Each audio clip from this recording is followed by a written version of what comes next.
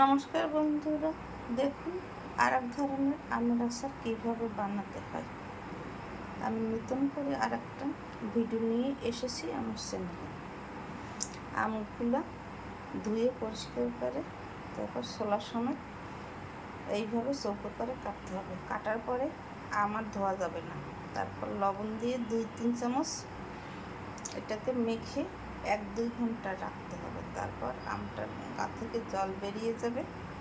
তারপর সেটাকে ধুয়ে শুকনো করে রাখতে হবে।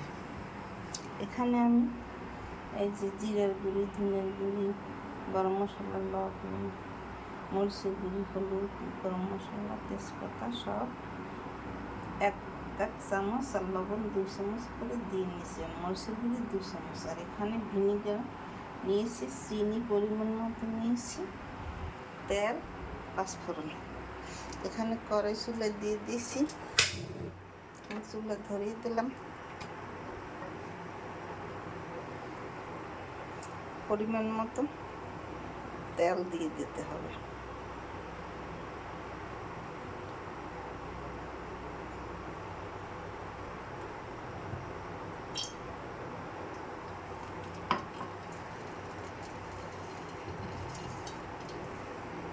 তেলের মধ্যে 2 চামচ পাঁচফোড়ন দিয়ে দিলাম। এখন আম দিয়ে দেব। আম দিয়ে দিয়েছি তেলের মধ্যে। এখন একটু সময় নাড়তে হবে।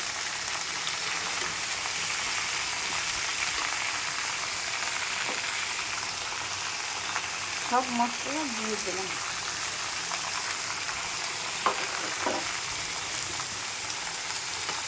দেওয়ার পরে মশলাটা মিশিয়ে নিতে হবে।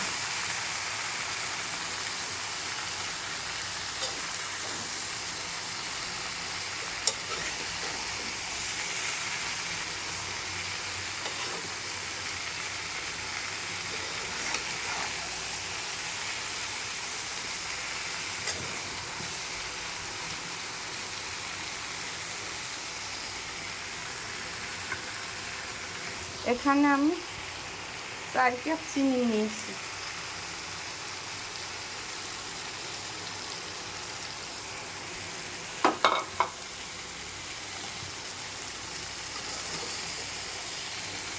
নাড়তে হবে কিছু সময়।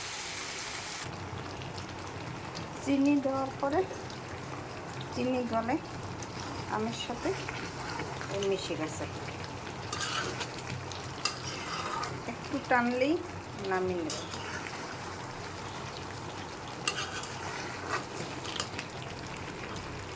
এখন ভিনেগার দিয়ে দিলাম 2 চামচ। ভিনেগার দিলে আমের আচার নষ্ট হবে না, খেতে সুস্বাদু লাগে।